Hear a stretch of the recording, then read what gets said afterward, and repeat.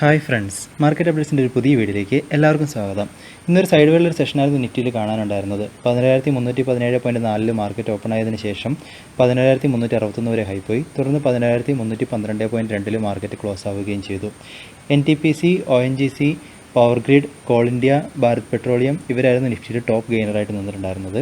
ഇനി നിഫ്റ്റി ഒരു ചാർട്ടിലേക്ക് നോക്കുകയാണെങ്കിൽ ഒരു ഗ്യാപ് ഡൗൺ ആയിട്ടുള്ള ഒരു ഓപ്പണിംഗ് ആയിരുന്നു ഗ്ലോബൽ മാർക്കറ്റിൻ്റെ ഒരു ട്രെൻഡിനെയൊക്കെ ഫോളോ ചെയ്തുകൊണ്ട്. പിന്നീട് ഒരു സൈഡ് വേ സെഷനായിരുന്നു ഇന്ന് മൊത്തം നിഫ്റ്റിയിൽ കാണാനുണ്ടായിരുന്നത്. ഇതിന് പ്രധാനമായിട്ടുള്ള കാരണം ഗ്ലോബൽ മാർക്കറ്റിൻ്റെ ഒരു ഔട്ട്ലുക്ക് തന്നെയാണ്. അതുമാത്രമല്ല ഫെഡ് റിസർവിൻ്റെ ഭാഗത്ത് US ഫെഡ് റിസർവിൻ്റെ ഭാഗത്ത് നിന്ന് വന്ന അനൗൺസ്മെൻറ്റ്, അതായത് എക്കോണമിയുടെ ഔട്ട്ലുക്കൊക്കെ വളരെ ഒരു സ്ലോ ആയിട്ടുള്ളൊരു റിക്കവറി ആയിരിക്കും ഉണ്ടാവുക എന്ന രീതിയിലൊരു അപ്ഡേറ്റുകളൊക്കെ വന്നിട്ടുണ്ടായിരുന്നു. അപ്പോൾ അതൊക്കെയായിരുന്നു ഇന്ന് ഇന്ത്യൻ മാർക്കറ്റിലും പ്രതിഫലിച്ചത്. ഇനി നോക്കുകയാണെങ്കിൽ ഡെയിലി ചാർട്ടിലേക്ക് വരുമ്പോൾ നമുക്കൊരു ഇൻഡിസിസീവ് ആയിട്ടുള്ളൊരു പാറ്റേൺ ആണ് കാണാനുള്ളത്. അതായത് അടുത്തൊരു ഡയറക്ഷൻ നമുക്ക് മാർക്കറ്റിനെ സംബന്ധിച്ചിടത്തോളം തരുന്നില്ല ഈ ഒരു പാറ്റേൺ. എന്നാലൊരു വീക്കായിട്ടുള്ളൊരു മാർക്കറ്റിനെയാണ് സൂചിപ്പിക്കുന്നത്. എന്നിരുന്നാലും 17,200 മുകളിൽ മാർക്കറ്റ് ഹോൾഡ് ചെയ്യുകയാണെങ്കിൽ നമുക്ക് വീണ്ടും ഈ ഒരു റേഞ്ചിലൊരു കൺസോളിഡേഷനും പിന്നീട് മേ ബി ഒരു ബുള്ളിഷ് ആയിട്ടുള്ള ഒരു 17,400-500 വരെയുള്ള ഒരു ബുള്ളിഷ് ആയിട്ടുള്ളൊരു സിഗ്നൽ നമുക്ക് വരും ദിവസങ്ങളിൽ മാർക്കറ്റിൽ പ്രതീക്ഷിക്കാം. അതല്ല വീണ്ടും ഡൗണിലേക്ക് പോവുകയാണെങ്കിൽ നമുക്ക് സപ്പോർട്ടുകളായിട്ട് നിലനിൽക്കുന്നത് 17,100-ഉം തുടർന്ന് 17,900 ആ ഒരു റേഞ്ചുകളിലാണ് നമുക്ക് സപ്പോർട്ടുകൾ നിലനിൽക്കുന്നത്. അതുകൊണ്ട് തന്നെ വരും ദിവസങ്ങളിൽ മാർക്കറ്റിൻ്റെ ആ ഒരു ട്രെൻഡ് അല്ലെങ്കിൽ ആ ഒരു മാർക്കറ്റിൻ്റെ ഒരു ഡയറക്ഷൻ നിങ്ങളൊന്ന് വാച്ച് ചെയ്യുക. ഇനി അടുത്തായിട്ട് ഇന്നത്തെ ഒരു ഗ്ലോബൽ മാർക്കറ്റിലേക്ക് നമ്മൾ വരികയാണെങ്കിൽ US മാർക്കറ്റിൽ ഇന്നലെ ഒരു നെഗറ്റീവ് എൻഡിങ് ആയിരുന്നു. പ്രത്യേകിച്ചും ഫെഡ് റിസർവിൻ്റെ ഭാഗത്ത് നിന്ന് ഇങ്ങനെ ഒരു അനൗൺസ്മെൻറ്റ് വന്നതിനെ തുടർന്ന് നാസ്ഡാക്ക് 64 പോയിൻറ്റ്സ് ഡൗണിലാണ് ട്രേഡ് ഉണ്ടായത്. ഇനി യൂറോപ്യൻ മാർക്കറ്റിലേക്ക് വരുമ്പോൾ ഇന്നെല്ലാം തന്നെ ഒരു നെഗറ്റീവ് സൈഡിലാണ് ട്രേഡ് ആയിക്കൊണ്ടിരിക്കുന്നത്. അതുമാത്രമല്ല ഏഷ്യൻ മാർക്കറ്റ് നോക്കുകയാണെങ്കിലും കൂടുതലും നെഗറ്റീവ് സൈഡിലേക്കാണ് നിൽക്കുന്നത്. SGX നിഫ്റ്റി ഇപ്പോൾ ചെറുതായിട്ടൊരു പോസിറ്റീവ് സൈഡിലേക്ക് വന്നുകൊണ്ടിരിക്കുന്നു. 3 പോയിൻറ്റ്സ് അപ്പിൽ ഇപ്പോൾ ട്രേഡ് ആകുന്നു. ഇനി ഗോൾഡിൻ്റെ പ്രൈസിൽ നിന്നൊരു ഡൗൺ വന്നിട്ടുണ്ട്. അതുപോലെ തന്നെ ക്രൂഡ് ഓയിലിൻ്റെ പ്രൈസിലും ഡിക്ലൈൻ വന്നിട്ടുണ്ടായിരുന്നു. പ്രധാന കാരണം ഇത് ഓയിൽ ഡിമാൻഡിലൊക്കെ ഒരു കൺസേൺസ്, അതായത് ഒരു ഓയിൽ ഡിമാൻഡ് ഇനിയും കൂടാനുള്ള സാധ്യതകളെക്കുറിച്ചുള്ള ഒരു കൺസേൺസ് ഒക്കെ വന്നിട്ടുണ്ടായിരുന്നു മാനുഫാക്ചേഴ്സിൻ്റെ ഭാഗത്തു നിന്ന്. അപ്പോൾ അത് തുടർന്നായിരുന്നു ക്രൂഡ് ഓയിലിൻ്റെ പ്രൈസും ഡൗണിലേക്ക് പോകാൻ കാരണമായി നിന്നത്. രൂപയുടെ മൂല്യം വീണ്ടും ഡോളറിന് അഗൈൻസ്റ്റായിട്ട് നല്ലൊരു ഇടിവാണ് ഇന്നുണ്ടായിരിക്കുന്നത്. 21 പൈസ ഇടിഞ്ഞ് 75.03 രൂപയുടെ മൂല്യം ട്രേഡ് ഉണ്ടായിരിക്കുന്നത്. ഇനി ഇൻസ്റ്റിറ്റ്യൂഷൻ ആക്ടിവിറ്റിയിലേക്ക് വരുമ്പോൾ FIIൻ്റെ ഭാഗത്തു നിന്ന് ഇന്നലെ 459 കോടിയുടെ ഒരു നെറ്റ് ഇൻവെസ്റ്റ്മെൻറ്റ് ക്യാഷ് മാർക്കറ്റിലുണ്ടായിരുന്നു.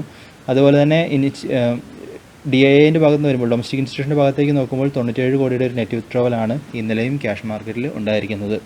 ഇനി അടുത്തായിട്ട് ഹൈ വോളിയത്തിലുള്ള സ്റ്റോക്കുകൾ നോക്കുകയാണെങ്കിൽ ലാർജ് ക്യാപ്പിൽ NHPC, Adani transmission, NTPC, power finance corporation ഇങ്ങനെ കുറേ സ്റ്റോക്കുകളുണ്ട്. അപ്പോൾ നിങ്ങൾ ഈ ഓരോ സ്റ്റോക്കുകൾ നിങ്ങളുടെ അനാലിസിസിലേക്ക് കൊണ്ടുവരിക. ഒരു ഓപ്പർച്യൂണിറ്റി നിങ്ങൾക്ക് കണ്ടെത്താൻ സാധിക്കുന്നുണ്ടോ എന്നുള്ളത്. അപ്പോൾ അതിൽ കുറച്ച് സ്റ്റോക്കുകൾ നമ്മൾ എടുത്ത് നോക്കുകയാണെങ്കിൽ ആദ്യമേ തന്നെ NIITൻ്റെ സ്റ്റോക്ക് നോക്കുമ്പോൾ പ്രീവിയസ് ഹൈയിൽ നിന്നൊരു ബ്രേക്ക് ഇപ്പോൾ നടന്നിട്ടുണ്ട് ഈ ഒരു സ്റ്റോക്കിൽ. ഇന്ന് നല്ലൊരു ഗെയിന് കാണാനുണ്ടായിരുന്നു ഈ ഒരു സ്റ്റോക്കിലും. അപ്പോൾ നിങ്ങൾ വരും ദിവസങ്ങളൊന്ന് ട്രാക്ക് ചെയ്യുക. അപ്പോൾ ഒരു 150 രൂപയ്ക്ക് മുകളിലേക്ക് നാളെ പോവുകയാണെങ്കിൽ അവിടെ ഒരു എൻട്രി കൊടുക്കാനായിട്ട് നമുക്ക് സാധിക്കുന്നതാണ്. ഇനി അതുപോലെ തന്നെ പവർ ഫിനാൻസ് കോർപ്പറേഷൻ്റെ ചാർട്ടിലേക്ക് നമ്മൾ നോക്കുമ്പോൾ ഈ ഒരു സ്റ്റോക്കിലും നല്ലൊരു ബുള്ളിഷായിട്ടൊരു സിഗ്നലാണ് കാണാനുള്ളത്. അതുമാത്രമല്ല പ്രീവിയസ് ഹൈയിൽ നിന്ന് ഒരു ബ്രേക്ക് ഔട്ട് നടന്നിട്ടുണ്ട് ഈ ഒരു സ്റ്റോക്കിലും. അപ്പം വരും ദിവസങ്ങളൊന്ന് ഈ ഒരു സ്റ്റോക്കിനെ ശ്രദ്ധിക്കുക. 102 രൂപ അതിൻ്റെ മുകളിലോട്ടൊരു അപ്പ് പോവുകയാണെങ്കിൽ അവിടെ നമുക്കൊരു എൻട്രി കൊടുത്ത് ട്രേഡിങ്ങോ അല്ലെങ്കിൽ ഒരു ഇൻവെസ്റ്റ്മെൻറ്റിനുള്ള ഒരു ചെറിയൊരു ഷോർട്ട് ടൈം ട്രേഡിങ്ങിനുള്ള ഒരു പോസിബിലിറ്റി ഒക്കെ നമുക്ക് കണ്ടെത്താവുന്നതാണ്.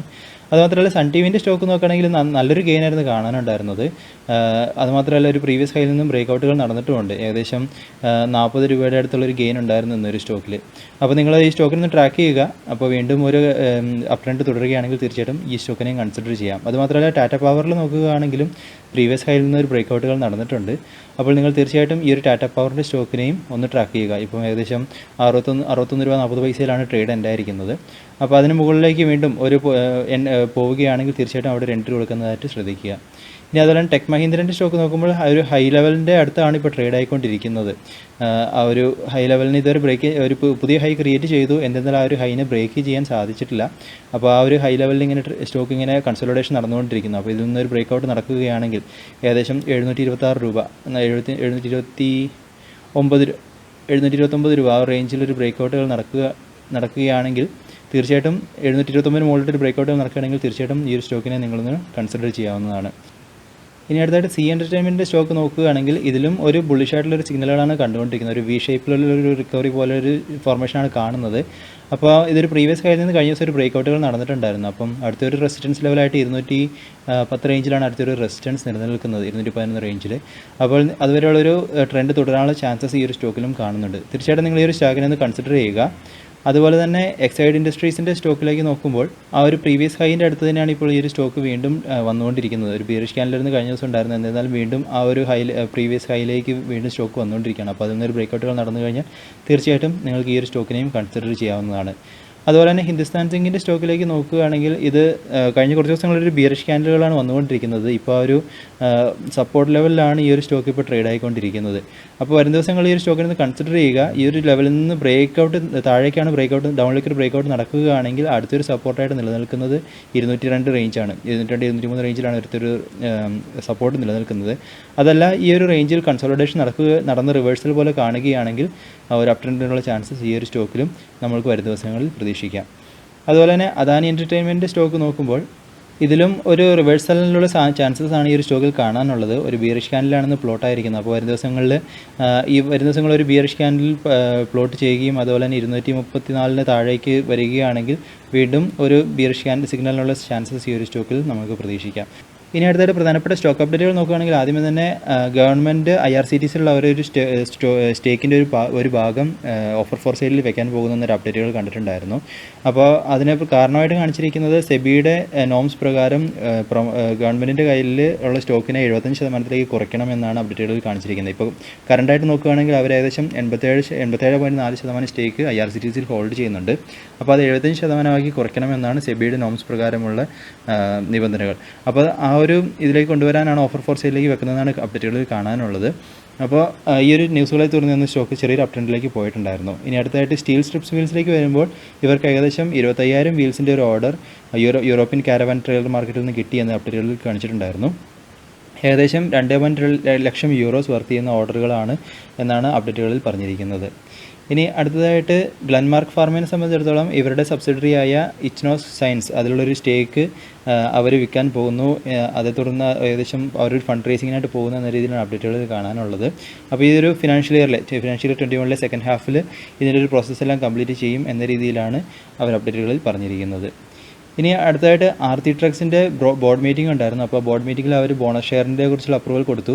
ഒരു ഷെയറിന് 3 ഷെയർ എന്ന രീതിയിലാണ് അവർ ബോണസ് ഷെയർസ് അപ്രൂവ് ചെയ്തിരിക്കുന്നത്. അപ്പോൾ അതിൻ്റെ ഷെയറിൻ്റെ റെക്കോർഡിംഗ് ഡേറ്റുകളൊന്നും അപ്ഡേറ്റുകൾ കണ്ടില്ല. അപ്പോൾ നിങ്ങൾ തീർച്ചയായിട്ടും ഈ ഒരു ന്യൂസ് ഒന്ന് ട്രാക്ക് ചെയ്യുക. അപ്പോൾ ഇങ്ങനെ ഒരു ബോണസ് ഷെയറിൻ്റെ ന്യൂസ് വന്നതിനെ തുടർന്ന് ഇന്ന് നല്ലൊരു അപ് ട്രെൻഡിലായിരുന്നു സ്റ്റോക്ക് പോയിട്ടുണ്ടായിരുന്നു. ഏകദേശം 15.7% വരെ ഒരു അപ് ട്രെൻഡിലായിരുന്നു, ഉയർന്നായിരുന്നു ഈ ഒരു സ്റ്റോക്ക് ട്രേഡ് പോയിരുന്നത്. അതുപോലെ തന്നെ ഓൾ ടൈം ഹൈയിൽ റീച്ച് ആയിട്ടുണ്ടായിരുന്നു ഈ ഒരു സ്റ്റോക്ക് ഇന്ന്. ഇനി അടുത്തതായിട്ട് ആക്സിസ് ബാങ്കിനെ സംബന്ധിച്ചിടത്തോളം ഒരു ന്യൂസ് അപ്ഡേറ്റ് വന്നിട്ടുണ്ടായിരുന്നു. കാർലയിൽ ഏകദേശം 5,000 കോടി ഈ ഒരു ബാങ്കിലേക്ക് ഇൻവെസ്റ്റ് ചെയ്യാൻ പോകുന്ന എന്ന രീതിയിൽ. പക്ഷേ അതിനെ സംബന്ധിച്ചിടത്തോളം ബാങ്കിൻ്റെ ഭാഗത്ത് നിന്ന് വന്ന ക്ലാരിഫിക്കേഷനുകളിൽ ഇങ്ങനത്തെ ഒരു ഡിസിഷൻ ഇതുവരെ എടുത്തിട്ടില്ല എന്നാണ് അപ്ഡേറ്റുകളിൽ കാണിച്ചിരിക്കുന്നത്. ഇനി അടുത്തതായിട്ട് ഹിൻഡാൽക്കോയും അതുപോലെ തന്നെ അൾട്രാടെക് സിമെൻറ്റ്സ് ഇവരെ സംബന്ധിച്ചിടത്തോളം ഇവരൊരു MOU സൈൻ ചെയ്തിട്ടുണ്ടായിരുന്നു. അതായത് ഓരോ വർഷവും ഏകദേശം 1.2 മില്യൺ ബോക്സൈറ്റ് റെസിഡ്യൂ അത് ഹിൻഡാൽക്കോ അൾട്രാടെക്കിന് പ്രൊവൈഡ് ചെയ്യും എന്ന രീതിയിലുള്ളൊരു MOU സൈൻ ചെയ്തിട്ടുണ്ടായിരുന്നു. അവരുടെ ഏകദേശം 14 പ്ലാൻസിൽ കൊടുക്കുക എന്ന രീതിയിൽ. അപ്പോൾ ഇത് ഹിൻഡാൽക്കോയ്ക്ക് ഒരു പോസിറ്റീവ് ന്യൂസാണ് ഇത്. ഇനി അടുത്തായിട്ട് RBL ബാങ്കിനെ സംബന്ധിച്ചിടത്തോളം ഇവർ പ്രിഫറൻഷ്യൽ ബേസിസിൽ ഏകദേശം 8.84 കോടി ഷെയർസ് വിൽക്കാൻ പോകുന്നുണ്ട്. ഏകദേശം ഈ ഒരു പ്രിഫറൻഷ്യൽ ഇഷ്യൂ വഴിയായിട്ട് 5,566 കോടി റേസ് ചെയ്യാനാണ് RBL ബാങ്ക് ഇതുവഴി ഉദ്ദേശിക്കുന്നത്. പ്രധാനമായിട്ടും ഈ ഒരു ഷെയറുകൾ കൊടുക്കാൻ പോകുന്നത് ICC പ്രൊഡൻഷ്യൽ ലൈഫ് അതുപോലെ തന്നെ CDC ഗ്രൂപ്പ്, ഗാജ ക്യാപിറ്റൽ ഇവരൊക്കെയാണ് പ്രധാനമായിട്ടും ഈ ഒരു സ്റ്റോക്കുകൾ ഇവർക്കാണ് ഇഷ്യൂ ചെയ്യാൻ പോകുന്നതെന്നാണ് അപ്ഡേറ്റുകൾ കാണിച്ചിരിക്കുന്നത്. ഇനി മുത്തൂറ്റ് ഫിനാൻസിനെ സംബന്ധിച്ചിടത്തോളം കുറേ ബ്രോക്കേജ് ഫേം ഇവരുടെ ഒരു റേറ്റിംഗ് ഒക്കെ ഡൗൺഗ്രേഡ് ചെയ്തിട്ടുണ്ടായിരുന്നു ഈ ഒരു ഇവരുടെ റിസൾട്ട്സ് വന്നതിനെ തുടർന്ന്. അപ്പോൾ കൊട്ടാക് ഇൻസ്റ്റിറ്റ്യൂഷണൽ ഇക്വിറ്റീസ് അവരിതിനുള്ള കാരണങ്ങളായിട്ട് ചൂണ്ടിക്കാണിച്ചത് അവരുടെ ലോൺ ബുക്കുകളിലുള്ള ഡിക്ലൈനുകൾ വന്നതും അതുപോലെ തന്നെ ഈ ഇവരുടെ ഒരു തിരിച്ചു ഒരു റിക്കവറി ഈ ഒരു ഗ്രോത്ത് എല്ലാം വരുന്നൊരു 9 മാസത്തിനുള്ളിൽ ക്യാച്ചപ്പ് ചെയ്യും എന്ന രീതിയിലൊക്കെയാണ് കാണിച്ചിരിക്കുന്നത്. അപ്പോൾ ഇങ്ങനെ കുറേ പോയിന്റുകൾ നിരത്തി കാണിച്ചാണ് ഈ ഒരു റേറ്റിംഗ് ഒക്കെ ഡൗൺഗ്രേഡ് ചെയ്തിരിക്കുന്നത്. അപ്പോൾ തുടർന്ന് ഈ ഒരു സ്റ്റോക്ക് നല്ലൊരു ഡൗൺ ട്രെൻഡിൽ പോയിട്ടുണ്ടായിരുന്നു ഇന്ന്. ഇനി അടുത്തായിട്ട് NTPCനെ സംബന്ധിച്ചിടത്തോളം ഇവരുടെ കോൾ സപ്ലൈ അതായത് ഇവരുടെ പവർ പ്ലാന്റിലേക്കുള്ള കുഡ്ഗി സൂപ്പർ തെർമൽ പവർ സ്റ്റേഷനിലേക്കുള്ള കോൾ സപ്ലൈ പുതുതായിട്ട് കൺസ്ട്രക്ട് ചെയ്ത ബ്രിഡ്ജ് വഴി കൊണ്ടുവരാൻ ആലോചിക്കുന്നു. അപ്പോൾ അങ്ങനെ കൊണ്ടുവരികയാണെങ്കിൽ ഈ ഒരു കോളിൻ്റെ ട്രാൻസ്പോർട്ടേഷൻ കോസ്റ്റ് എല്ലാം കുറയും. അതുമാത്രമല്ല ഈ ഒരു power generation electricity generation cost എല്ലാം കുറയും എന്ന രീതിയിലാണ് അപ്ഡേറ്റുകളിൽ പറഞ്ഞിരിക്കുന്നത്. അപ്പോൾ ഇതിൻ്റെ സംബന്ധിച്ചിടത്തോളം സദേൺ റെയിൽവേയുടെ സൗത്ത് വെസ്റ്റേൺ റെയിൽവേയുടെ ഭാഗത്ത് നിന്ന് ഇവർ ഇതിൻ്റെ ഒരു അപ്രൂവലിനൊക്കെ വെയിറ്റ് ചെയ്തിരിക്കുകയാണ്. അപ്പോൾ ഇങ്ങനെയൊരു ന്യൂസ് വന്നതിനെ തുടർന്ന് ഈ ഒരു സ്റ്റോക്ക് അപ് ട്രെൻഡുകളിൽ പോയിട്ടുണ്ടായിരുന്നു. ഇനി അടുത്തായിട്ട് ഫ്യൂച്ചർ കൺസ്യൂമേഴ്സിനെ സംബന്ധിച്ചിടത്തോളം അവർ ലാർജ് ട്രേഡ് നടന്നിട്ടുണ്ട്. ഏകദേശം 1.4 കോടി ഷെയർസിൻ്റെ ഒരു ലാർജ് ട്രേഡ് BSEയിൽ നടന്നിട്ടുണ്ട്. അപ്പോൾ തുടർന്ന് ഈ ഒരു സ്റ്റോക്ക് അപ്പിലാണ് പോയത്. അപ്പോൾ ഒരു പോസിറ്റീവായിട്ടുള്ളൊരു ട്രേഡ് ആയിരിക്കണം ഈ ഒരു സ്റ്റോക്കിൽ. അപ്പോൾ ഇതൊക്കെയാണ് ഇന്നത്തെ പ്രധാനപ്പെട്ട അപ്ഡേറ്റുകൾ.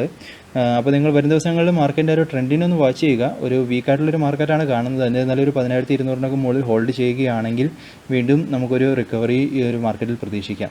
എന്നിരുന്നാലും ഈ ഒരു റേഞ്ച്, അതായത് ഒരു 14,300, 400 ആ ഒരു റേഞ്ചിനൊക്കെ മുകളിലേക്ക് പോകുമ്പോൾ മാർക്കറ്റ് ഭയങ്കരമായിട്ട് ബുദ്ധിമുട്ടുന്നില്ല. അതായത് ഒരു മുകളിലേക്ക് പോകാനുള്ളൊരു സാധ്യതകൾ ഇനി മാർക്കറ്റിൽ ഇതുവരെ തുറന്ന് കിട്ടിയിട്ടില്ല എന്നാണ് കാണാനുള്ളത്.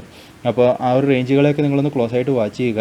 അപ്പോൾ ആ ഒരു റേഞ്ചുകളിലേക്കൊക്കെ പോകുമ്പോൾ തീർച്ചയായിട്ടും നിങ്ങളൊന്ന് മാർക്കറ്റിൽ കോഷ്യസ് ആയിട്ടിരിക്കുക.